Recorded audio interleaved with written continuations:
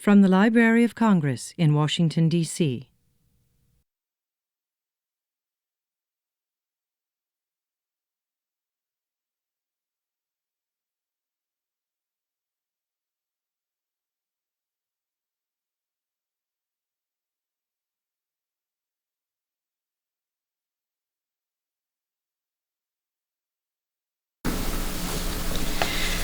Good afternoon.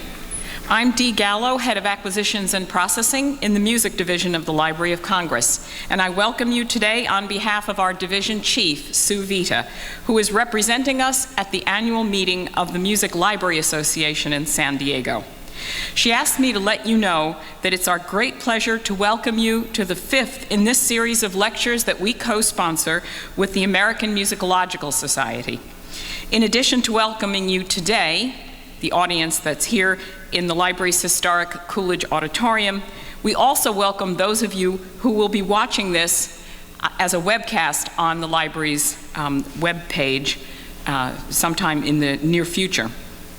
These talks highlight the scholarship of members of the American Musicological Society who have conducted research in the music division's unique collections. It is our hope that they inspire other scholars and students to visit us and to help us to uncover our many untapped collections.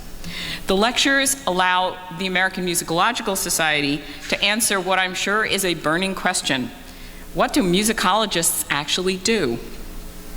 Previous talks have dealt with some of our special collections, such as those of Ruth Crawford Seeger and Irving Berlin.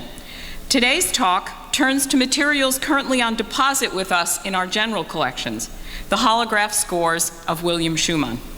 Before we begin, however, I would like to introduce Professor Karen Alquist, who is chair of the Department of Music at the George Washington University, and she will offer you greetings from the American Musicological Society. Good afternoon. I'm very happy and I'm honored to represent the American Musicological Society at this latest in the series of distinguished lectures presented by the Society together with the Music Division of the Library of Congress. Dee and I were just talking about the location of this library on Capitol Hill, and it's a wonderful piece of collaboration that allows this city to be recognized for the vibrant and varied city that it is. And certainly learning about the extensive collections in the music division, especially on American music topics, is a very exciting possibility, and I look forward to coming to some of these talks in the future. As Dee mentioned, a wonderful example is the Seventh Symphony of American composer William Schuman, the manuscript of which, the holograph, resides here in the music division. And so I get to introduce the lecturer, who is Steve Swayne. He is an associate professor of music at Dartmouth College, and he has very many and varied achievements, like so many distinguished music people in our country. He has a Bachelor of Arts from Occidental College, a Master of Divinity from Fuller Theological Seminary, then MA and PhD degrees from the University of California at Berkeley. He's had fellowships from the Woodrow Wilson National Fellowship Foundation and the National Endowment for the Humanities. His articles have appeared in the Sondheim Review, the Journal of the Royal Musical Association, American Music, Studies in Musical Theater, Indiana Theory Review, and the Musical Quarterly. He has contributed to commentaries on Sondheim developed by both the Kennedy Center in our town and the Chicago Lyric Opera. He's an accomplished concert pianist, which some of us who came early heard a little bit of example from that. He has 4 recordings currently in release, and he has to his credit a performance with the San Francisco Symphony under Michael Tilson Thomas. His first book, How Sondheim Found His Sound, was published in 2005, and his second, Orpheus in Manhattan, William Schuman and the Shaping of America's Musical Life, is due out in November. Today's talk, I'm guessing, is a part of that book. Please welcome Steve Swayne.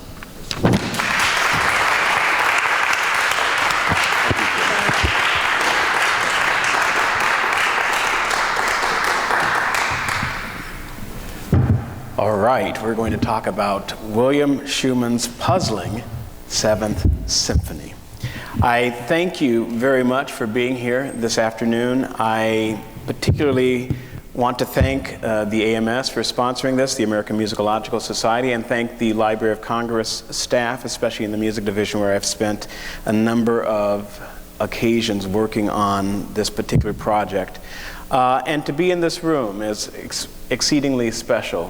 There were a number of premieres of major American works that happened here, including two of William Schumann's, the Fourth Quartet in 1950 and the Trio Amaryllis in 1964. So to be here and to be talking about Schumann at this time is really quite the treat. William Schumann was born in 1910 and died in 1992. He was the first recipient of the Pulitzer Prize in Music in 1943 for his cantata, A Free Song. He taught at Sarah Lawrence College for 10 years, after which time he became the president of Juilliard School of Music, the youngest president at age 35 at that time, and served there for 16 years, after which time he became the president of Lincoln Center.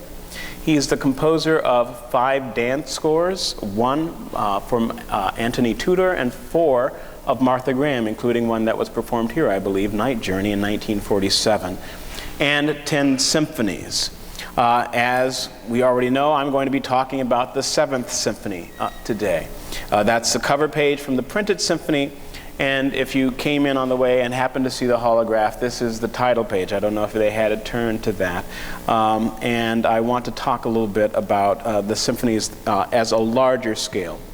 Leonard Slatkin, who should be no stranger to those of you here in Washington, D.C., said that of Schumann's 10 symphonies, only number 3 gets heard. Yet the 6th and 8th are incredible works. Schumann is perhaps the most underrated of all. He's the man, I think, who may eventually emerge as the great American symphonist. Now, Slatkin's comment about the 3rd being the one most played is somewhat prescient, because next week at Juilliard in an all-Schumann concert, there will be the Circus Overture, the Violin Concerto, and Slatkin is conducting the Juilliard Orchestra, and for the second half he is conducting the 3rd Symphony. So he had a chance to play the others, but we'll do the 3rd one more time. And as I said, it is the 7th Symphony that is of interest to me. So the Symphony number 7, it was commissioned by the Boston Symphony Orchestra in order to celebrate their 75th anniversary.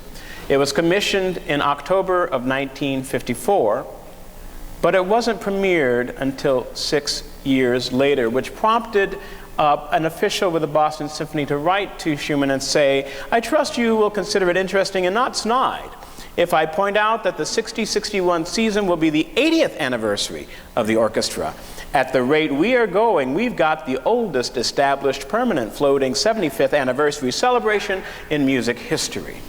Obviously, that's a sly reference to Frank Loesser's Guys and Dolls, and Schumann would have particularly appreciated it because Loesser was a childhood friend, and before Schumann turned his attention to classical music, he and Loesser actually wrote some Tin Pan Alley songs, some of which were published. Now, a slight excursus. What makes this a puzzle? I have come to this 7th Symphony somewhat as a detective, and I have to share with you a little bit of the steps that happened for me. The holographs for Schumann exist here, but a lot of his papers are at the New York Public Library for the Performing Arts. And it was while I was there going through the Schumann-Ormandy correspondence, Eugene Ormandy, the conductor of the Philadelphia Orchestra for 44 years, that I found some tantalizing clues about the 7th Symphony that I was intrigued by.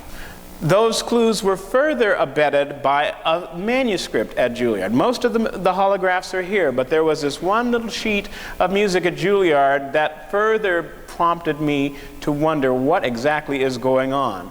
Then there is a letter at Juilliard that further complicated matters. So I knew I needed to come down here to look at the 7th Symphony, which is part of the Koussevitzky papers here at the Library of Congress. But I was not in any way expecting to find what I found, which was an unknown Schumann manuscript. And all of these pieces together form the puzzle, solve the puzzle of the Seventh Symphony. But first I want to go and talk about this delay, the longest established 75th anniversary on record here. Well, back to Schumann's symphonies, there you can see the approximate date of when many of these symphonies were commissioned, those that were commissioned, and then those when the first performances occurred. As you can see, the Seventh Symphony is not unique in having a large gap of time between its beginning and its first performance, but the Ninth Symphony has a particular reason for that. Schumann became president of Lincoln Center on January 1st, 1962, stepped down on December 30th, 1968. He was rather busy, and so that explains that delay for the Ninth Symphony. The Seventh Symphony, though, has a different story. Partly, half of the delay can be explained by what had happened to Schumann just before he received the commission. Schumann spent the normal school year working at Juilliard, but devoted the summers to composition. And that's where he got the bulk of his work done. So he writes to Charles Munch, who is part of the process of commissioning this new work for the Boston Symphony, to explain, "Last summer I was ill and spent the entire time in bed, which prevented my composing a commissioned work. It will therefore be necessary for me to spend next summer in meeting this prior commitment. This precludes the possibility of my having your work ready next fall. To complicate matters further, I cannot guarantee delivery of the work during the season 1955-6, although this is not entirely out of the question. It seems wholly reasonable to me to say that I can deliver the work by the beginning of the 1956-7 season." So it was already going to be late. In 1954, that summer, he was laid up with hepatitis for the entire summer. And so now he has to work on these other pieces to get them done before he can turn his attention to the work for the Boston Symphony. So Munch and all agreed there in late 1954 that this would be acceptable. But composers are strange creatures. They're not always following what they say they're going to do. And so it began that in 1955, Schumann received another rather prestigious commission to write a work for the U.S. division of UNESCO that was happening, I believe, in Cincinnati. And for that work, he composed very rapidly a work called Credendum. Then he turned his attention to that delayed commission that he spoke about, which was for Andrei Kostelanetz. It was performed in Miami, the New England Triptych, perhaps his best-known work. He took the third movement of the orchestral work and rewrote some of it, and then came out with Chester, Overture for Band. And then he also wrote a number of choral pieces for his new publisher, Theodore Presser, The Lord Has a Child, and 4 rounds on famous words. If you know that work as 5 rounds, he wrote the 5th round in 1969. So, here's what he already did. So he's now into the 56-57 season and needs to write this work for the Boston Symphony Orchestra. At this point, in 1957, he's thinking about a work for chorus, soloists, and orchestra. As he writes, as the program annotator for the Boston Symphony writes to Schumann to find out how things are going. So this person says, "We are now fixing the schedule for next season," so the 57-58 season, "and wonder when to count on your commissioned piece. Can you now give me an idea of its length, instrumentation, size of the chorus, mixed voices, and soloists, if any?" So I have not found a letter that indicates exactly what Schumann was thinking prior to this letter coming to him, but obviously he had communicated that he was going to do something for voices and orchestra. He writes back to say, "I may be on track of an interesting idea for my BSO work for chorus and orchestra. I will be in touch with you again after a while." And he continues on, writing to the librarian at the New York Public Library in the music division, a very famous gentleman, Carlton Sprague Smith, He had asked for Smith's help in tracking down some information on texts. Schumann was notorious at not being able to find good texts for him to set. Very often he went back to Leaves of Grass, a place where he found inspiration for at least 5 pieces. But he's asking Smith's help for possible texts. And so he tells Smith, "Thanks ever so much for your willingness to help me find suitable early Americana for another large-scale work so based." I think he's referring here to New England Triptych as one of those early Americana works. If you know the work, it's based on tunes by William Billings, the early American composer. So, Smith, thank you for helping me look for other texts, but I believe I shall hold off for a while asking your help in looking further material, for on the way home last night, I decided to proceed this summer of 1957, with the composition of a straight orchestral work for the BSO. So that's the plan now. In 1957, he's going to write this BSO work. We already know it's not premiered until the fall of 1960, more than 3 years after this letter. So what happened? Well, again, composers are variable creatures, and one of the things that happened is he got a very lucrative contract to write the film score for a Time Life film, The Earth is Born. And he wrote that very quickly. The materials are here at the library about that as well. The next year he got some other commissions, one for the Carols of Death, St. Lawrence College, or University rather, 3 piano moods, and he kept on working on his Violin Concerto to try and perfect it. And in both of these years, the challenges of Lincoln Center were beginning to rear their head. It was Schumann who lobbied hard with Rockefeller and Rockefeller's men to ask for Juilliard to be the institution that would provide the educational arm of Lincoln Center. And in 1957, that decision went in Juilliard's favor. Columbia, NYU were also being considered, as well as some other conservatories. But it was Schumann who made Juilliard part of that process, and that then entailed a lot of meetings, a lot of negotiations, a lot of. So it's by the spring of 1959 that he finally now turns his attention again to 3 commissions, not merely the BSO one, because one came from Eugene Ormandy.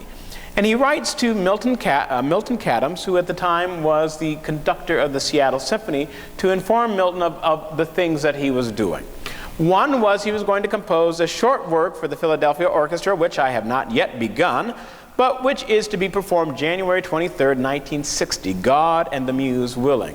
That was the date for the Philadelphia Orchestra's ball.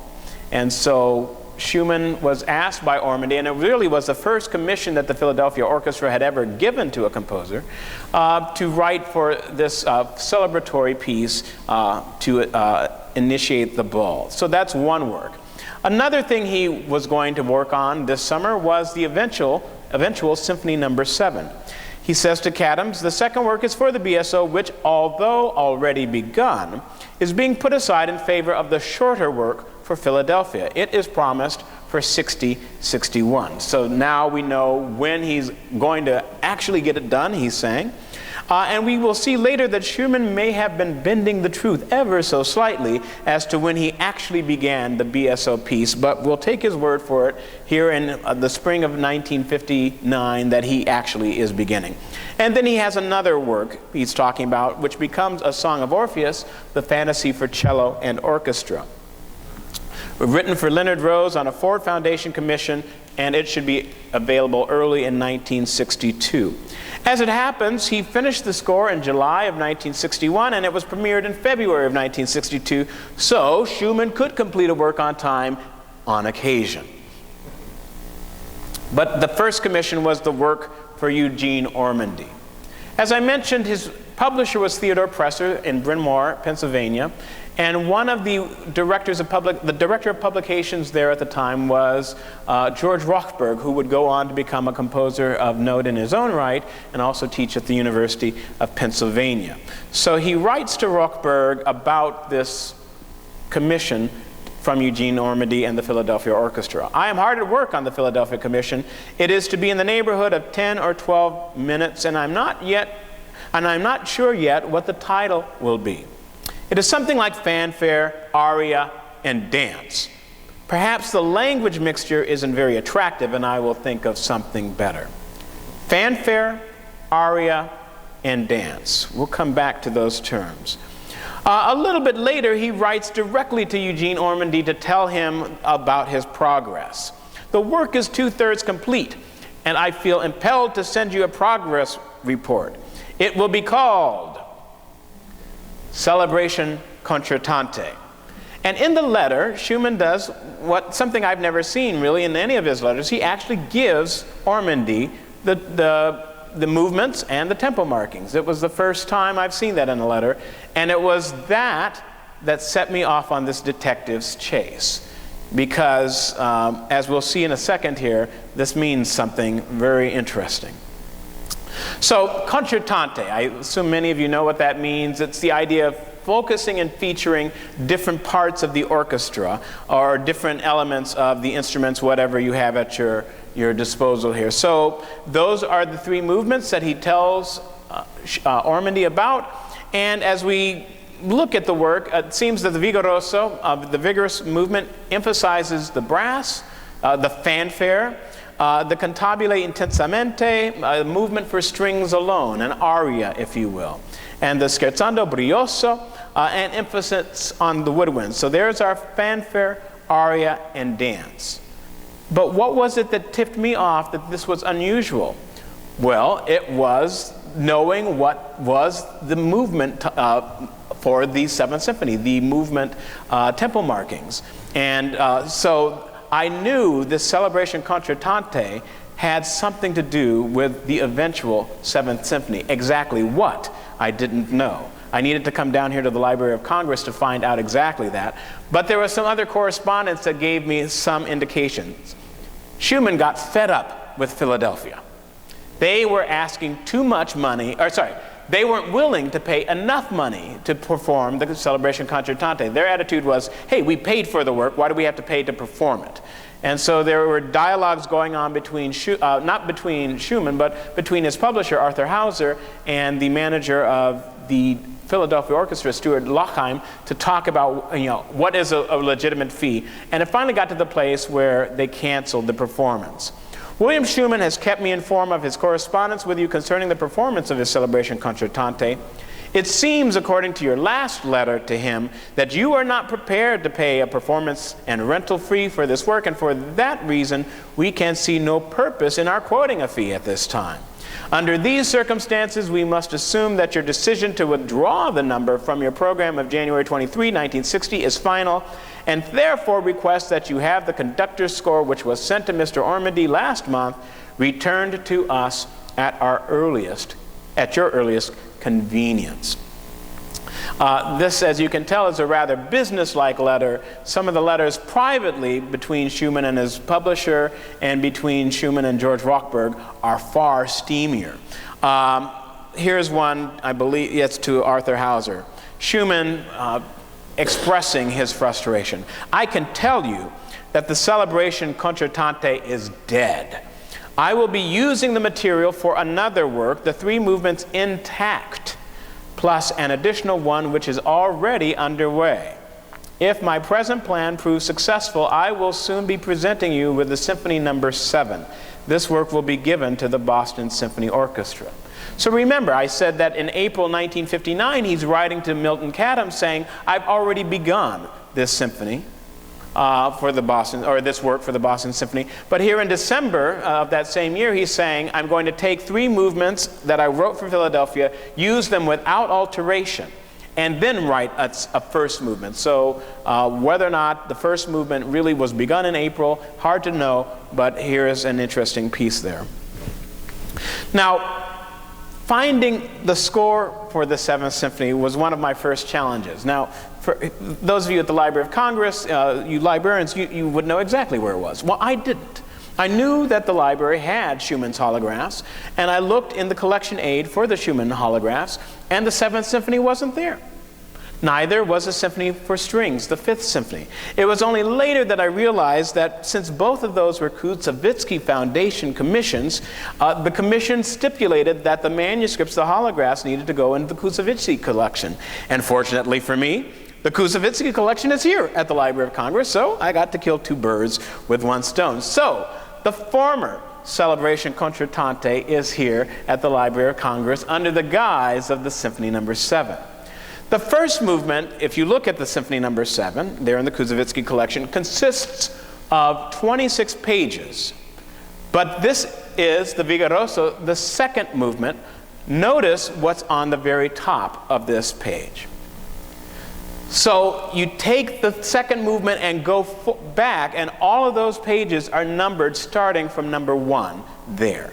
And so Schuman is telling the truth. It is there intact. There are no alterations that I could find in the manuscript. He had these 3 movements and tacks of first movement on top of them.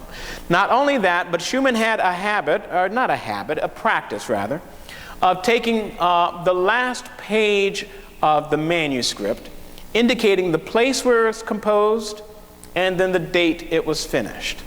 And that was what he used instead of opus numbers. And so you can tell where he was and when everything was done. This is the last page of the Seventh Symphony. So he was in New Rochelle, New York, writing most of this. He commuted into New York City. And there you can see, crossed out, and if you look closely, you can see it says September 13th, 1959. So that's when he was done with the Celebration Concertante, but that's not when he was done with the Symphony No. 7. He crosses it out, and unusual for him because he normally gives a precise date. So here he just says spring of 1960. Well, Schuman was rather skillful in his editing of the first movement in attempting to cover his tracks that it was not a part of the symphony to begin with. So he completed the piece for Philadelphia. Now he has to write this other work to make it seem like it is all of a piece.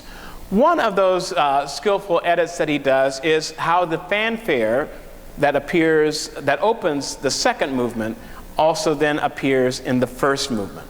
So I'm going to play for you the opening of the second movement, and then it will segue into a section of the first movement where the fanfare also appears. We hope.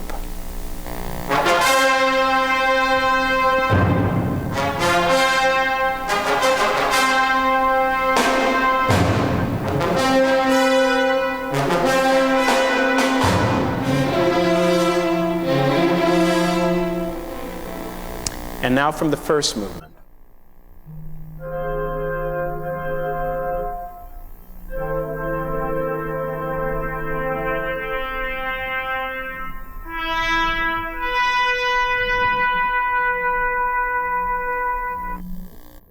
So, and there have been commentators who've said, okay, so, you know, it prefigures, obviously, the second movement, and so Schumann tips his hand that he's going to do that in the second movement. No, the order of composition is the reverse of that. He has to cover his tracks. Another reason why skillful editing that he does is the use of the bass clarinet. Now, bass clarinet is used a lot in Schumann, but in particular, it is an instrument that is associated in Schumann's works with the Boston Symphony Orchestra. The Third Symphony was premiered by Koussevitzky, and at the time he was hoping to write a concertino for bass clarinet and orchestra. We don't have any evidence of that work, but he spoke with Rosario Mazzeo, the bass clarinetist for this symphony, and worked with him on some of the things, and I'm fairly certain that parts of that concertino got interpolated into the toccata movement of the Third Symphony. I'm going to play a little bit of that for you. And the joke was that when they had the first reading of that work with the BSO, Mazzeo nailed the solo. When you'll hear it, you'll understand why that was unusual.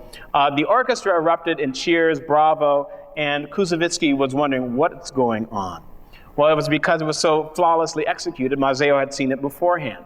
So now, in the Seventh Symphony, in order to kind of indicate that, yes, this is a Boston symphony written for the BSO, he incorporates the bass clarinet in particular ways. Here we go.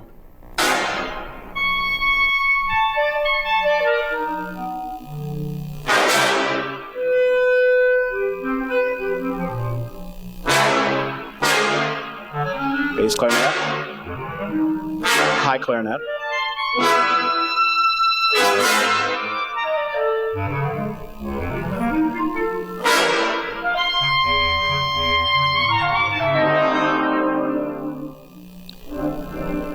and if you know Schumann at all, you probably know this moment from the toccata of the Third Symphony.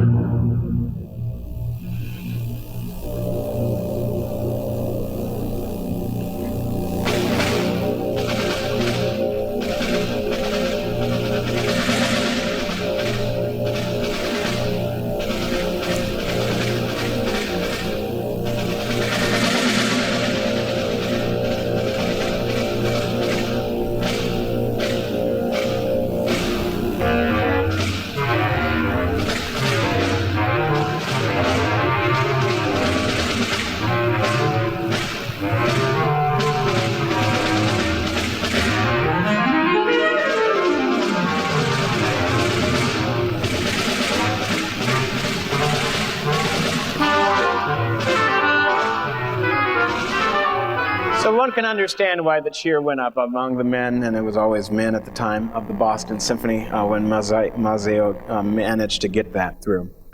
But this only explains part of how the first movement of the symphony came to be. There's more to the story.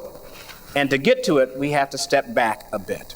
Back into the summer of 1959, when Schumann wanted to undertake a study project of sorts. He wrote to his friend Leonard Feist, who was the head of Associate Music Publishers, to ask Leonard a favor. And one of the things about Schumann's correspondence in his life, he was a very witty man and always cracking jokes. So in his letter to Feist, he asks, "I should like to buy a few of the works of Webern, which I understand you handle. After you give me my professional discount, a discount for being your friend, and a discount for wanting this music, how much will you owe me when you send me the music?" What happens is Feist gives the information over to his deputy, Benjamin Grasso, who then gives the music to Schumann free of charge. "Thanks ever so much for answering my letter to Leonard. Webern's output is very small, and I was hoping to get his collected works to study this summer," the summer of 1959. And so we have to talk a little bit about Webern. You know, he was a source of inspiration to a number of composers, American and European, in the mid to late 1950s. But Schumann wasn't always interested in this music. In fact, a few years before he asked Feist for the Webern scores, Schumann wrote a letter to Rochberg that makes Schumann sound rather unsympathetic to Webern and his ilk.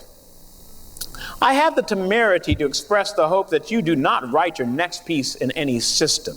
I should indicate that Rochberg at this time was writing in 12-tone music. "Please understand that I do not refer to the technical procedures of composition or the selection of a particular aesthetic, rather to the inadvisability of a man of your talents limiting himself by attempting always to fulfill predetermined procedures." Don't do it, George. You don't have to. Let your talents ride. Since you have chosen to write in a certain technique, you will do so anyway, and with a welcome abandon of emotional drive, if you cease to hamper yourself with contrived, however brilliant, limitations. So what was so limiting and so unemotional about the system that Schumann was dismissing? Well, we have to take another excursus here, and that is into 12-tone, sometimes known as serial music. And I'm going to go over to the piano to demonstrate this a little bit.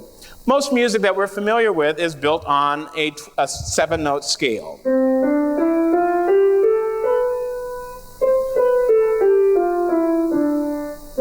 So that's where much Western music comes from. But there are also these other notes that we could add.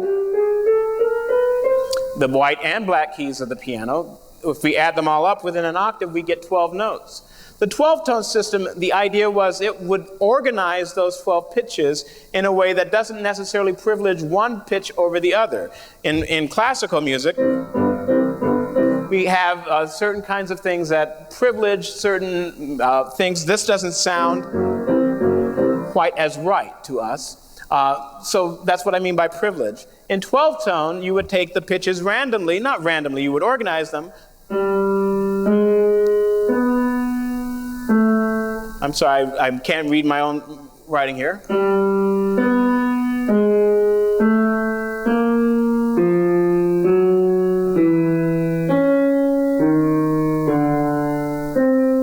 I don't know if you were counting, but that would be 12 notes there. And that those 12 notes would follow in that order as I'm unfolding my piece. Now,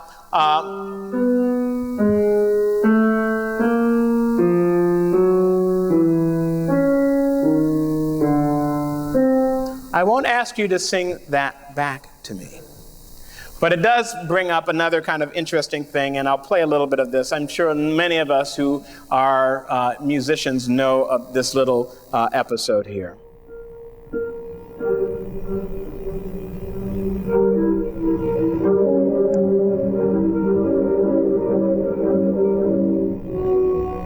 The International Matthias Bamert Society presents Arnie Schoenberg and his second Viennese school. Yes, friends, the International Matthias Bamert Society proudly presents its first exciting new album containing 187 of the all-time greatest hits from the beloved 12-tone masters. You get selections like Moonstruck from Schoenberg's Pierre Lunaire.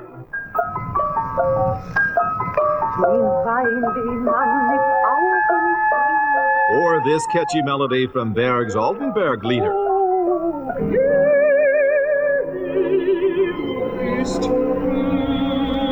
And remember this from the romantic second movement of the symphony by Webern.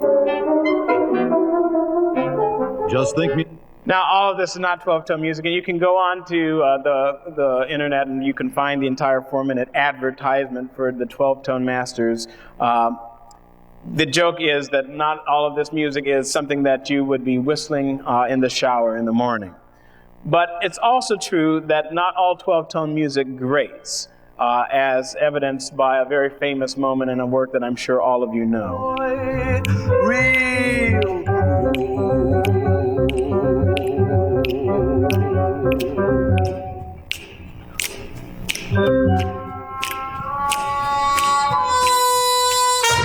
Easy action.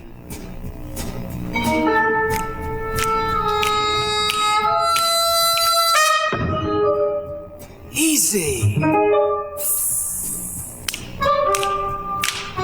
Does it again. Cool, baby John.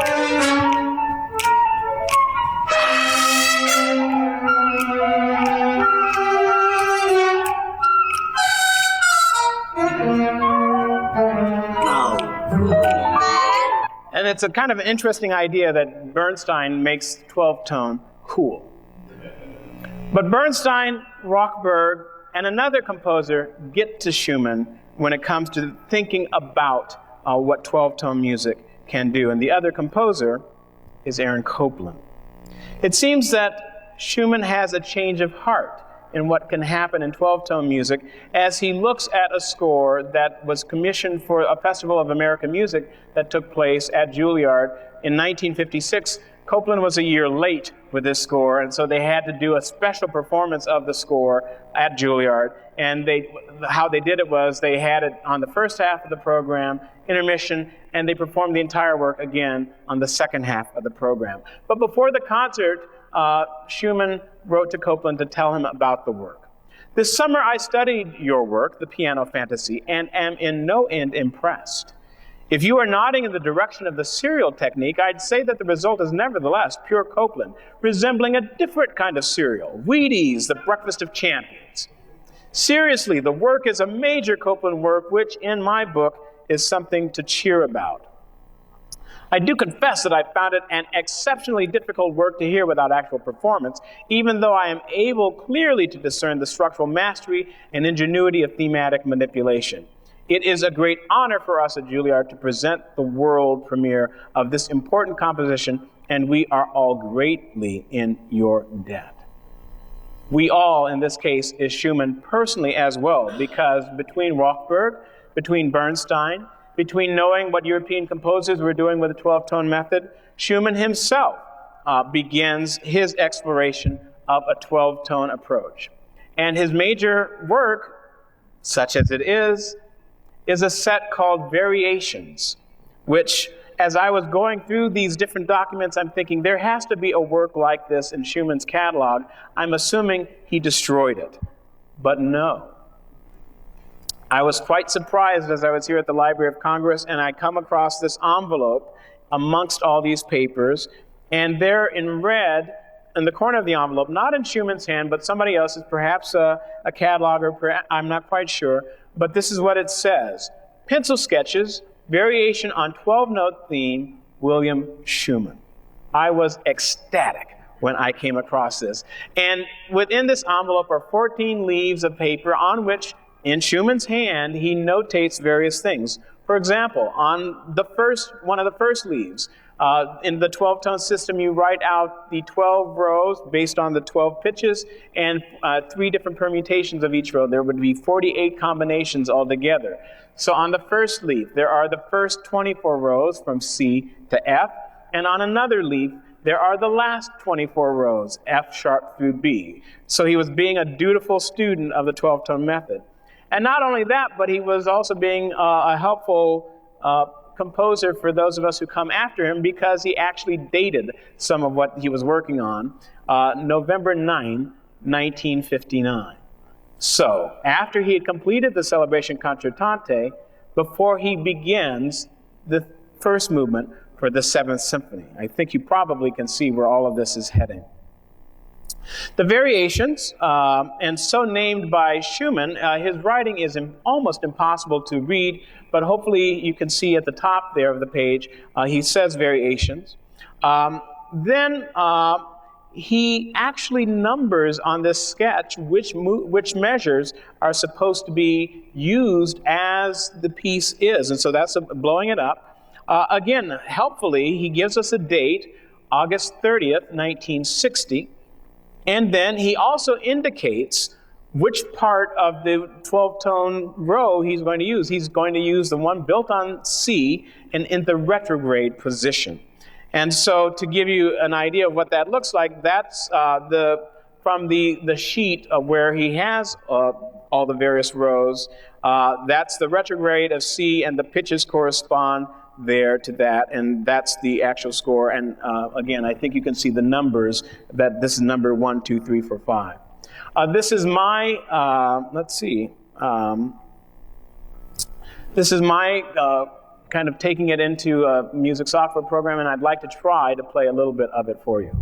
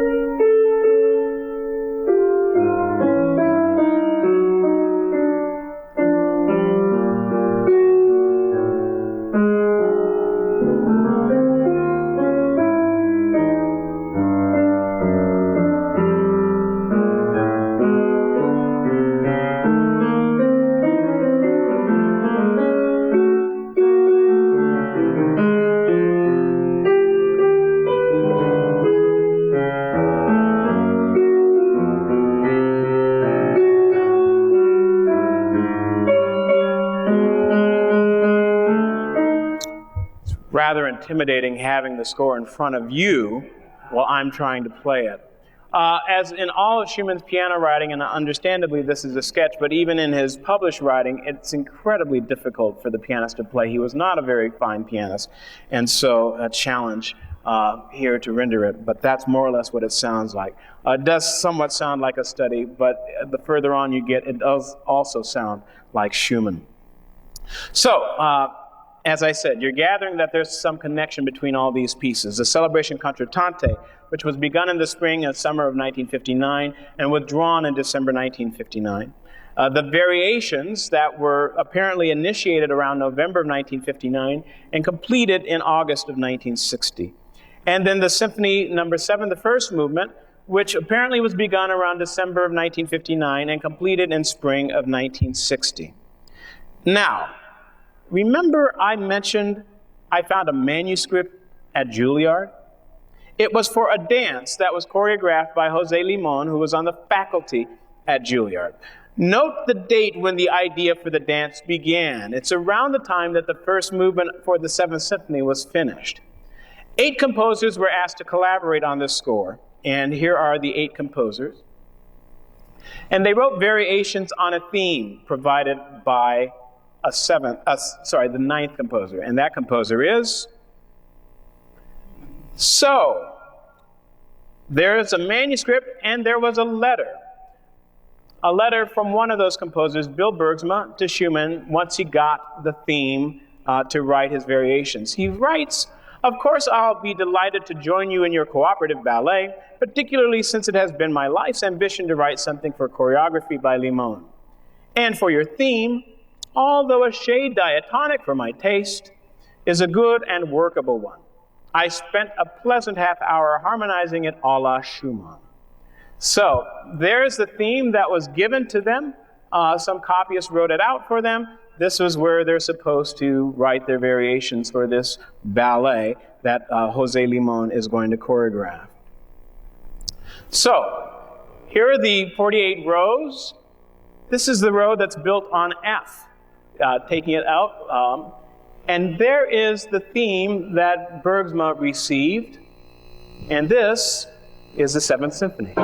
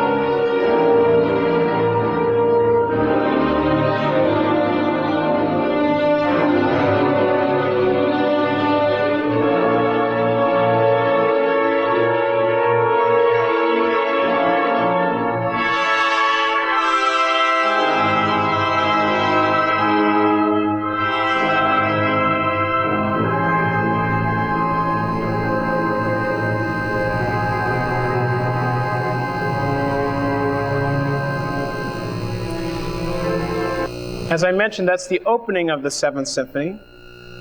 You can see now where that main theme comes from.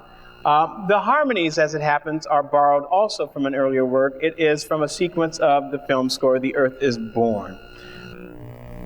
So, the issue of 12-tone harmony has always been known when it has come to the work of Schumann.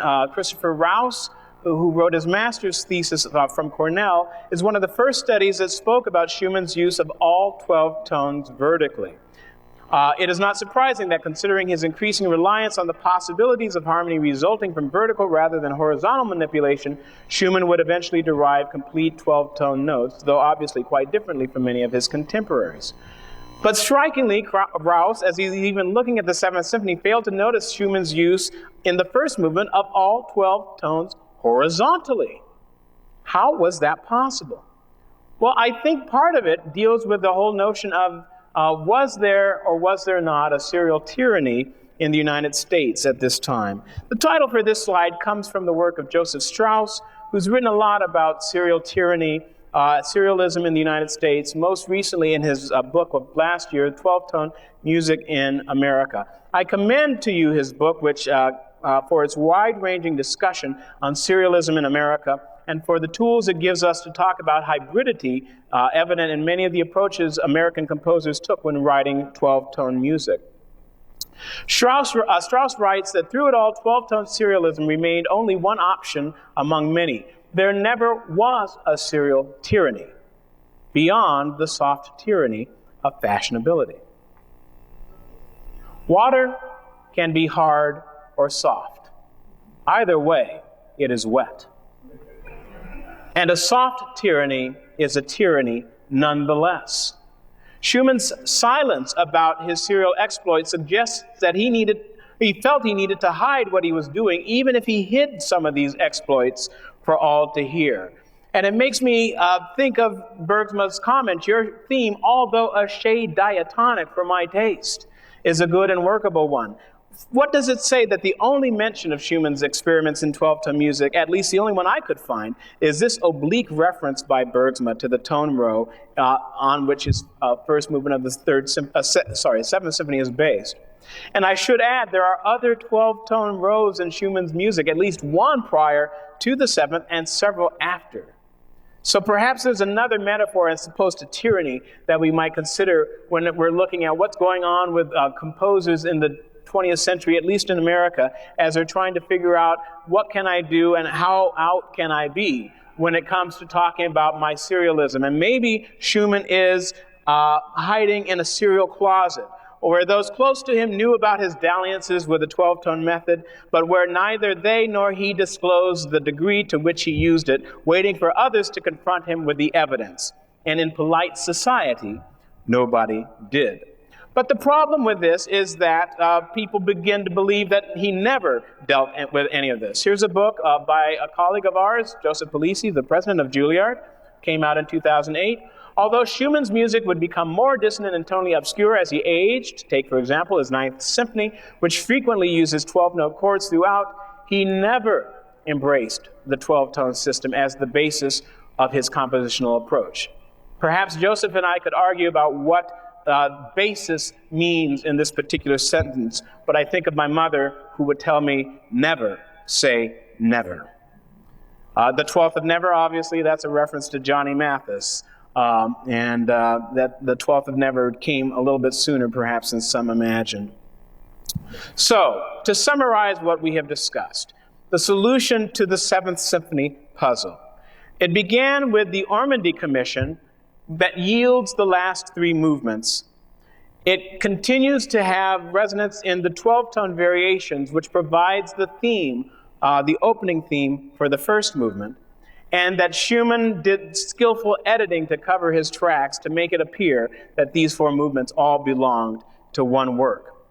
So now back to the beginning, and me at the library in New York and wanting to come down here as I'm reading about this Celebration Concertante. I'm all excited. I have discovered a never before discovered Schumann work. I'm going to make history. And anyway. But then, over at Juilliard, I see this 12-tone theme of the first movement and discover that that is a never before noticed fact. That in and of itself would have been worth saying something wonderful. But then I come down here to the Library of Congress. Lo and behold, I find the variations on a 12-note theme, a previously unknown sketch that, you are among the first audiences to learn about this, a sketch that places Schumann in the midst of the musical skirmishes of the 1950s. Thank you very much for being part of this lecture.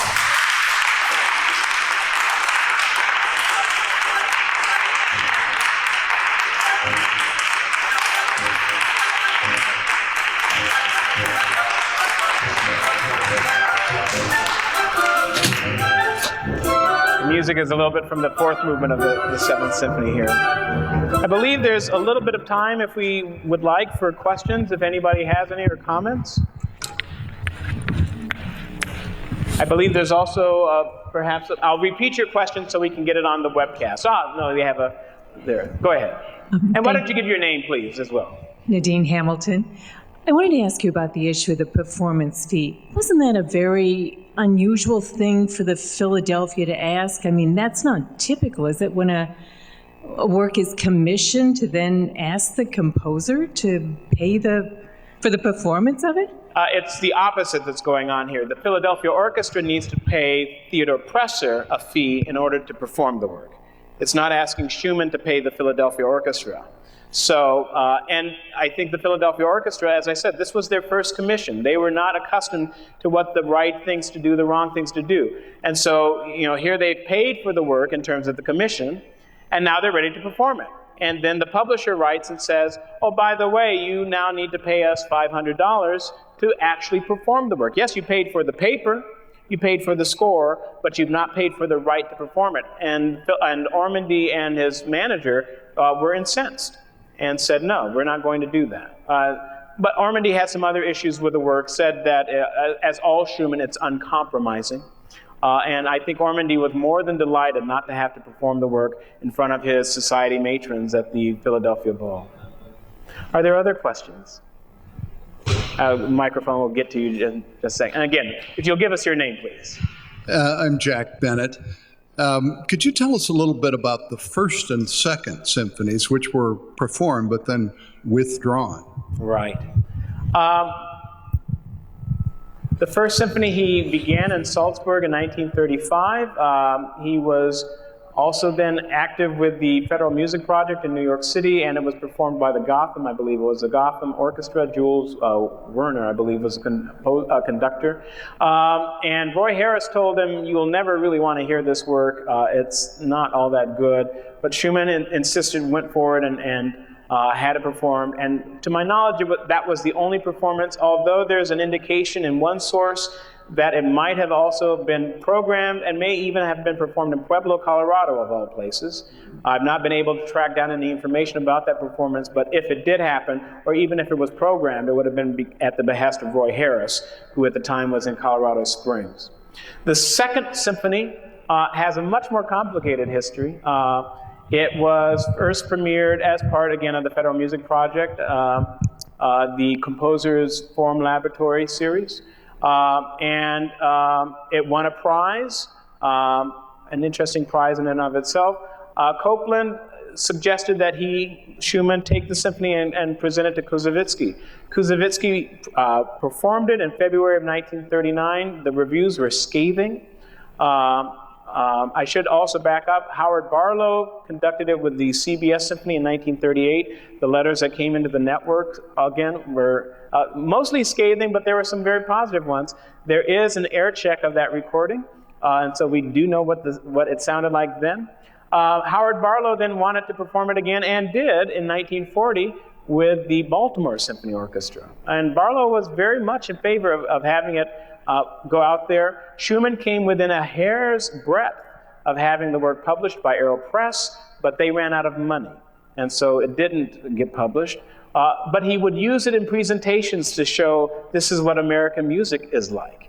And so he had a positive experience about the symphony in the late 30s and into the early 40s, but by the time that the third symphony was premiered in 1941, he began to distance himself from the second symphony. And I posit that partly because of the prize that the second symphony received, which dealt with the Spanish Civil War and could possibly taint Schumann as a communist sympathizer, that it might have been politically expedient for Schumann to shelve it as well. You'll have to read my book. Other questions? Somebody who doesn't need much introduction to this audience, but to our webcast will. Yeah. Wayne Shirley, I'd like to rise and, to sit down in partial defense of Mr. Polizzi. As somebody who, way back in the 60s, counted all the notes and all the rows in Arnold Schoenberg, unless your harmony is also 12-tone based, my Creaky generation tends to think of it as not entirely a 12-tone work, and I think that's what he means. No? So, understood. So he wasn't a serious serialist, as many composers would be, as George Rochberg was. Right. But I think there is a tendency to kind of put people in this camp and people in this camp, and never the twain shall meet. Clearly, Schumann was interested in finding ways to expand his own musical vocabulary, and I think if you look at the works from the 1960s especially, the 8th and 9th symphonies, as well as Amaryllis and some of the things that go on there, one is clearly aware that he is dealing with extended tonality, and I could say that generously. I think one probably wants to say he is delving into 12-tone ways of organizing his ideas, and that's some of what we hear in these particularly dissonant and crunchy works. Wayne again. Yeah, continuing, 12-tone is a very useful thing to use just partially, as we know, in Benjamin Britten pieces and Shostakovich. Right. In a way, that's one of its most powerful heritages. Right. Yeah, And also Schumann is a wonderful part of that, and much more than I'd ever known before you started working on this. Thank you very much. And I have to thank Wayne publicly for all the help he's given me. When I first read about the Celebration Concertante, one of the first persons I wrote was Wayne Shirley to say, here's what's going on. And Wayne wrote back and said, that explains what's going on in the Seventh Symphony, why it seems like these four movements don't necessarily gel as one large symphony, and part of the reason why it wasn't conceived that way. There's another question there, and we'll make this the last question. Rick Rosendahl, Wayne's comment reminded me of something that a friend of mine who used to sing at the, what was then called the Oratorio Society, about 25 or more years ago, they were doing a premiere of a work by Penderecki, and Bob Shaver, who was the director at one point during the rehearsal of this, commented to the composer that, well, this is in the key of C, and Penderecki was horrified. And Bob said, well, there's a few extra notes, but it's basically in the key of C. That's true. I mean, a personal story for me, when I played the Copland Variations for the first time, which often people think of as a proto-serial work, and I thought it was one of the most dissonant things I had ever approached. When I came back to it several decades later, I'm thinking, this is in C-sharp minor, very clearly so. And so I think that's one of the wonderful things about 12-tone music as well, that the more you get into it, the more it exposes itself as being part and parcel of the long tradition of Western classical music, and is not quite as foreign as many people would like to make it. I thank you again for being here this afternoon.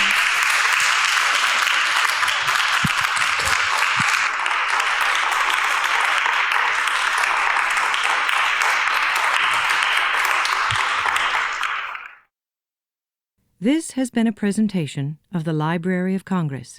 Visit us at loc.gov.